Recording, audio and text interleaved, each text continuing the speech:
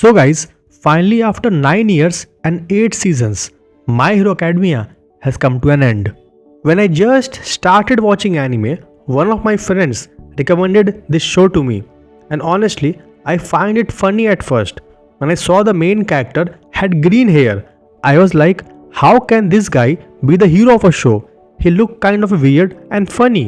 But then I actually started watching it, and after that, the rest is history. My Hero Academia was one of the best shonen anime of its generation. Its manga sold over 100 million copies worldwide.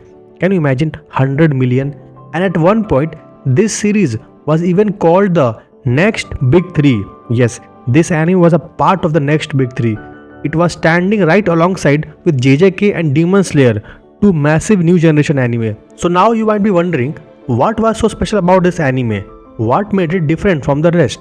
And why, after its ending, so many fans are feeling little heavy, little sadness today? Not today, this anime ended weeks ago, but okay, we are feeling very sad. So why? Why? I'm gonna answer to that why right now. So this is a story of a boy who was born powerless in a world where almost every child was born with some kind of superpower. So our lead character was a normal kid in a world where everyone got some kind of superpower. But even after all that, he still dreamed of becoming a hero just like his idol, and his idol was All Might. And All Might is a hero in this world, and he's like Superman in this world. So he's very powerful in short. But when the time came for All Might to find his successor, his eyes fell on Deku, our lead character, our powerless boy. He saw how this powerless boy stood up to a villain just to save his friend without thinking about his own life. Putting others first, helping someone when you have nothing to gain, that single moment made All Might realize something, and that's when he decided that Deku would be his successor to his powers. Deku would be the one to become the next All Might. And by the end of this journey, Deku didn't just become strong, he became someone truly worthy of being called a hero, with or without a power. Now yes, on the surface, this is a classic story. Heroes on one side, villains on other side. But what made truly MHA special, MHA means My Hero Academia, I'm just doing the short form because it's too long to pronounce it. But what made truly MHA special were the side stories running beneath the main plot. Yes, the side plots were too good. Let's take All Might for an example. After losing all his power, this world's Superman is suddenly lost. He is confused. What should he do now? What is the purpose of his life? And then one character says something very powerful. Even by simply staying alive, you give people courage. You give this world hope. And that moment hits hard, out of the park. So that's when All Might realize just how deeply people love him because of everything he has done for this world over the years. And on top of that, All Might as a character is just built different. Yes guys, he's just built different. Even in the final season, he steps on the battlefield to help the heroes, putting his own life on the line. He wasn't chasing a heroic death. He didn't walk in to be sacrificed so that Deku would grow. He went in with a proper plan to win against the villain. All Might was never just a father figure for Deku. He was a legendary hero in his own right.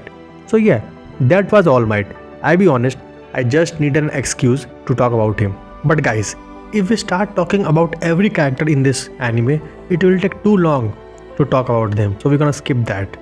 And because we know every great show becomes legendary only when it has strong characters, and My Hero Academia was never short on them. And Deku never walked alone on this path. Every step he took forward was shared with his friends who were growing, failing, learning right beside him. So yeah, it's a show about teamwork also. And there are many legendary characters in this show. Let's take an example of this another famous pro hero who spent his entire life chasing All Might. For him, All Might was his true rival, only rival. And when he finally beat All Might and became the number one hero of this world, his character growth was on next level. He realized how heavy those shoes really were. So in the end, he realized how it's hard to be the number one hero of the world and to protect your country, your world every single day. how hard it is. Now I will talk about villain side, cause we have a villain side also. I will keep it very short, cause they were really well written characters, and they were not just evil for the sake of the evil. They have their reasons behind them and why they do these things. There was a reason for society and all that stuff. But okay, these were the good characters. I mean, the good character on the bad side. But let's talk about the main villain. All for one. Bhai Sahab. That man aura. His aura was on completely different level. The presence, the background music, everything about him just scream menace. I mean, his aura was on completely different level. The presence, the background music, everything about him just screamed menace. I mean, he was looking so badass that you could get screams on your face when he's in front of you. He was looking so damn awesome. So yeah, villain was very good. His aura was very good.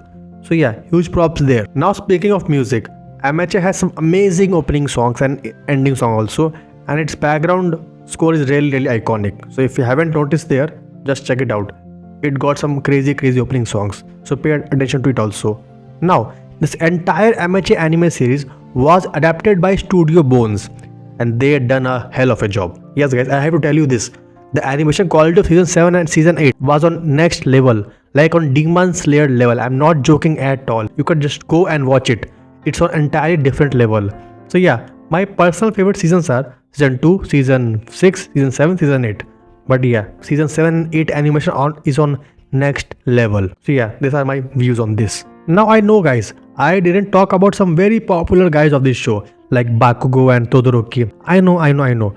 But that because this video wasn't about individual characters. This was an overall goodbye to MHA, to My Hero Academia. Now that journey has come to an end. And after this, we will definitely bring solo in-depth videos on those characters, because we know those are very famous and you want to see me talk about them if you want to see me. So we will bring videos on Bakugo, Endeavor, Todoroki, even Dabi also, and of course on the Shigaraki also. They deserve a solo video on them because they have done fantastic job.